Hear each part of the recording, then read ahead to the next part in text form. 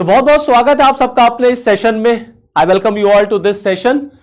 ना अक्सर आप एक वर्ड सुनते होंगे that is Muslim NATO, Islamic NATO.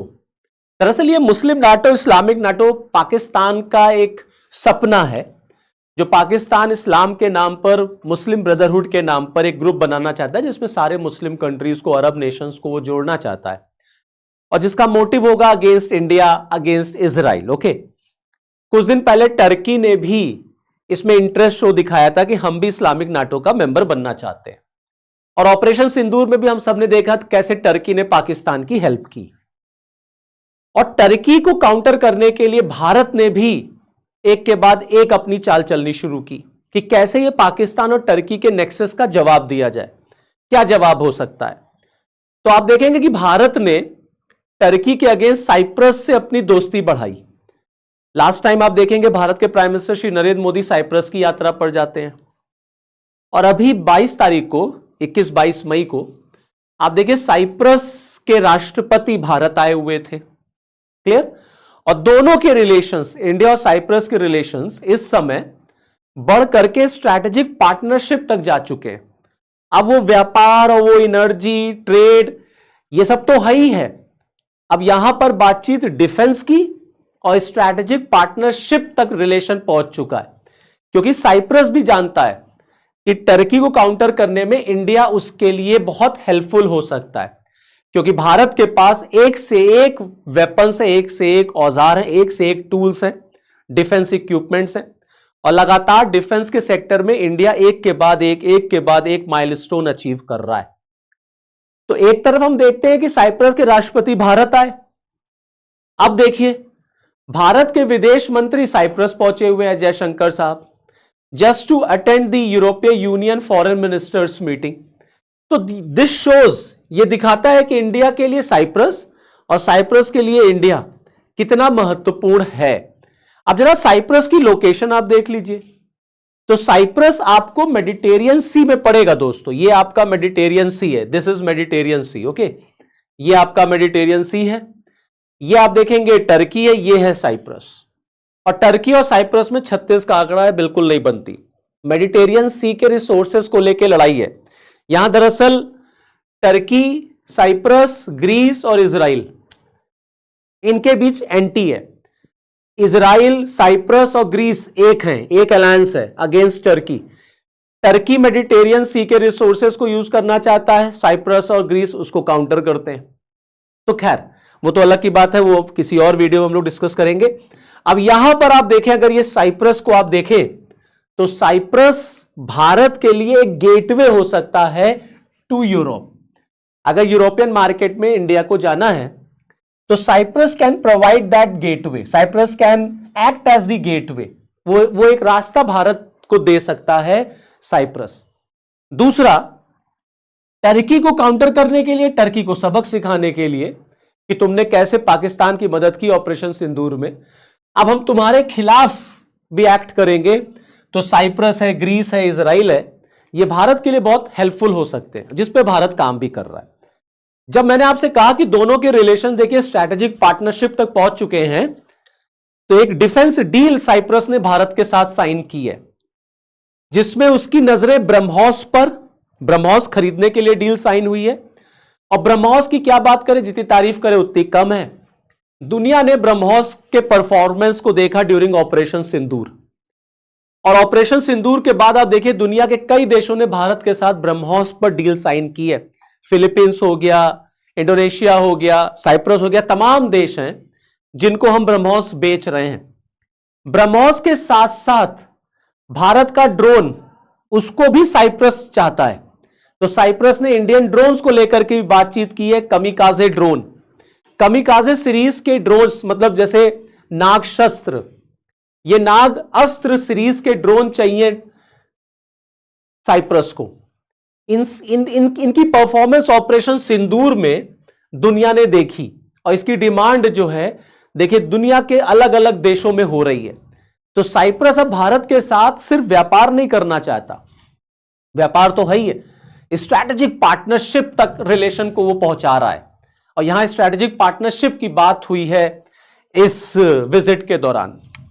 देखिए साइप्रस भारत के लिए मेडिटेरियन सी के लिए, मेडिटेरियन सी में बड़ा इंपॉर्टेंट प्लेयर हो सकता है, क्योंकि मेडिटेरियन सी से यूरोप का एक रास्ता है आपका, और Cyprus India Middle East European economic corridor का भी वो पार्ट बनना चाहता है। India Middle East European economic corridor, now this is that corridor जिसकी चर्चा अक्सर होती रहती है। G20 का जब सम्मेलन हुआ था भारत में 2023 में, तब इसको प्रोपाउंड किया गया था कि बंबई से भारत को जोड़ा जाएगा यूरोप तक, एक कॉरिडोर बनेगा, India Middle East European corridor, economic corridor. और जब आप इसको देखेंगे तो इसमें कई कंट्रीज इसका पार्ट बनना चाहते हैं, and one of those countries is Cyprus. Cyprus भी इस एम्बिशियस प्रोजेक्ट में आना चाहता है।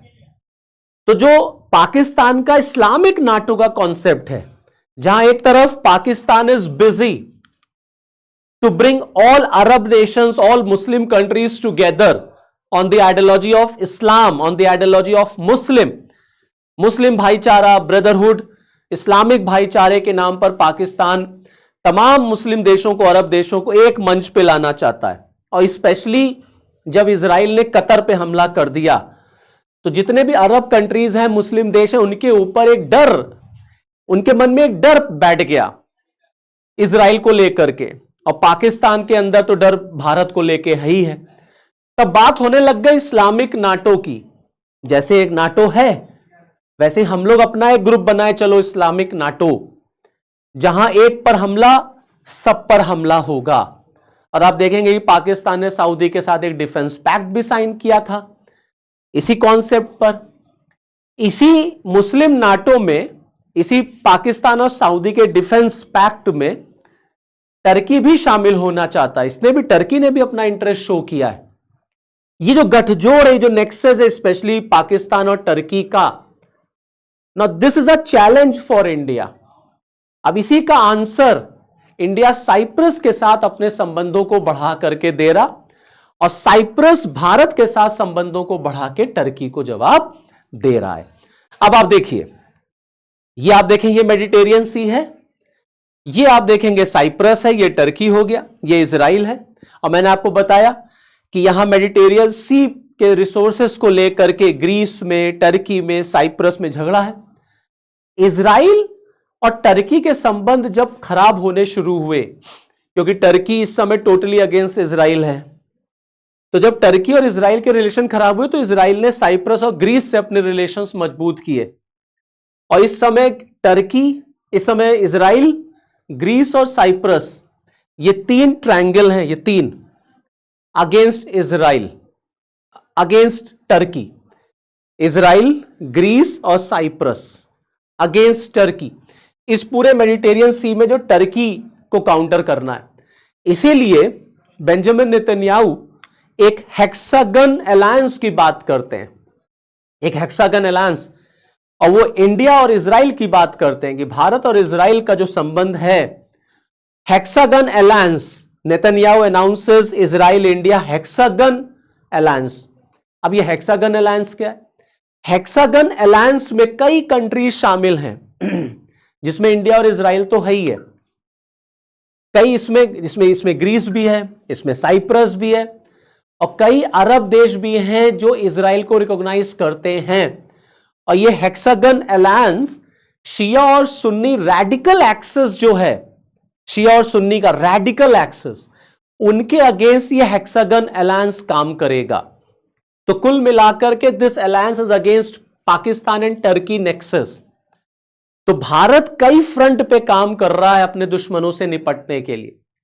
जहां टर्की ने ऑपरेशन सिंदूर में पाकिस्तान का साथ दे करके उसने भारत से अपने आप को दूर किया, तो भारत ने भी अपने पासे फैलाना शुरू किया। और इजराइल के साथ संबंध हमारे अच्छे हैं, वो भी एक एंगल है टर्की को काउंटर करने का। और इधर हमारे रिलेशन साइप्रस से और ग्रीस से, और ये हेक्सागन अलायंस जिसमें भारत भी है, इजराइल भी है, ग्रीस भी है, साइप्रस भी है, और कई अननेम्ड अरब कंट्रीज भी हैं, जिनका मोटिव है कि जो शिया और सुन्नी रैडिकल एक्सेस या रैडिकल ग्रुप्स हैं, उनके खिलाफ कैसे काम किया जाए। तो आज के टाइम में इंडिया और साइप्रस के रिलेशन अब स्ट्रैटेजिक पार्टनरशिप तक पहुंच चुके हैं।